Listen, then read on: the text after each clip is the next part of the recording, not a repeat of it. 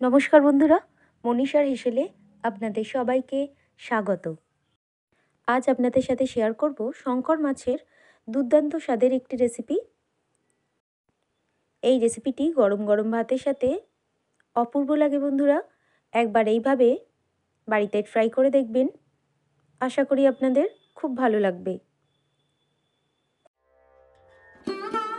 রেসিপিটি বানানোর জন্য এখানে বাজার থেকে একটি মিডিয়াম সাইজের শঙ্কর মাছ কিনে আনা হয়েছে, আর মাছটিকে বাজার থেকেই এইভাবে কেটে দিয়েছে।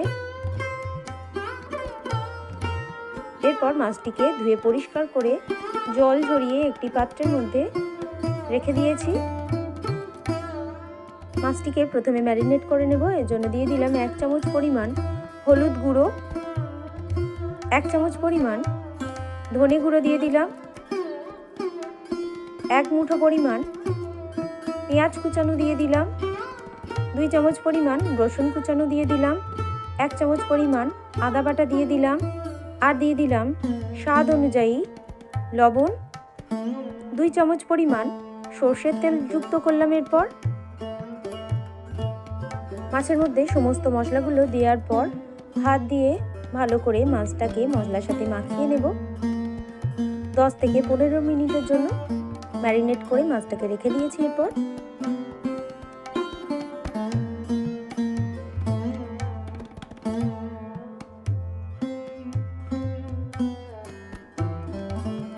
অন্যদিকে কড়াইয়ের মধ্যে দিয়ে দিলাম 100 গ্রাম পরিমাণ সর্ষের তেল। তেলটা একটু গরম হয়ে গেলে 1 টুকরো দারুচিনির কাঠ কড়াইয়ের তেলের মধ্যে দিয়ে অল্প একটু ভেজে নিলাম। এরপর ম্যারিনেট করে রাখা মাছগুলোকে একে একে কড়াইয়ের তেলের মধ্যে দিয়ে দিলাম।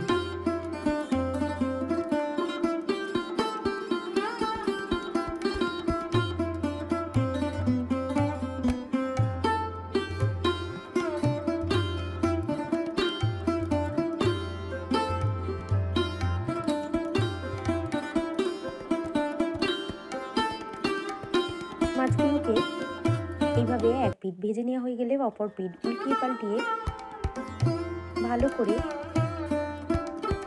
কষিয়ে নিতে হবে। মাছগুলোকে সম্পূর্ণভাবে কষিয়ে নেওয়ার পর দিয়ে দিলাম 1 চামচ পরিমাণ গরম মশলা গুঁড়ো, দিয়ে দিলাম 1 চামচ পরিমাণ হলুদ গুঁড়ো, দিয়ে দিলাম 1 চামচ পরিমাণ ধনে গুঁড়ো। মশলা দেওয়ার পর আবারও মাছটাকে ভালো করে মশলার সাথে কষিয়ে নেব।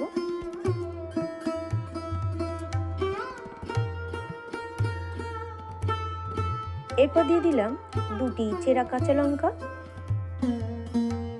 সর্বশেষে উপর থেকে ছড়িয়ে দিলাম 1 চামচ পরিমাণ ঘি। আর সমস্ত রান্নাটা এখানে করা হয়েছে লো টু মিডিয়াম ফ্লেমে। আবারও 1 চামচ পরিমাণ আদা বাটা দিয়ে দেওয়া হলো। এই রান্নাটা অনেকটা মাংসের মতো করে কষিয়ে নিয়ে করতে হবে। অসাধারণ স্বাদের একটা রেসিপি হয়েছে বন্ধুরা। আমি টেস্ট করে দেখেছি বলে আপনাদেরকে বলছি, একবার এইভাবে আপনারা শঙ্কর মাছের কষার রেসিপিটি বানিয়ে দেখবেন। 1 থালা ভাত কখন খাওয়া হয়ে যাবে আপনারা বুঝতেই পারবেন না। তৈরি হয়ে গেল আজকের রেসিপি শঙ্কর মাছের কষা। গরম গরম ভাতের সাথে পরিবেশনের জন্য একেবারে প্রস্তুত। অন্যান্য রেসিপির মতো আজকের রেসিপিটি যদি আপনাদের ভালো লেগে থাকে বন্ধুরা, অবশ্যই আমার এই ছোট্ট চ্যানেলকে এগিয়ে যেতে সাহায্য করবেন। লাইক করবেন, কমেন্ট করবেন, শেয়ার করবেন। আর চ্যানেলে নতুন কোনো বন্ধু হয়ে থাকবে চ্যানেলটিকে সাবস্ক্রাইব করে পাশে থাকবেন। এই ধরনের রেসিপি সবার প্রথম দেখার জন্য পাশে থাকা বেল আইকনটিতে প্রেস করে রাখবেন। আর ফেসবুক থেকে কেউ দেখে থাকলে পেজটিকে ফলো এবং লাইক করে রাখবেন। রেসিপিটি শেষ পর্যন্ত দেখার জন্য আপনাদের সবাইকে অসংখ্য ধন্যবাদ। সবাই ভালো থাকবেন, সুস্থ থাকবেন।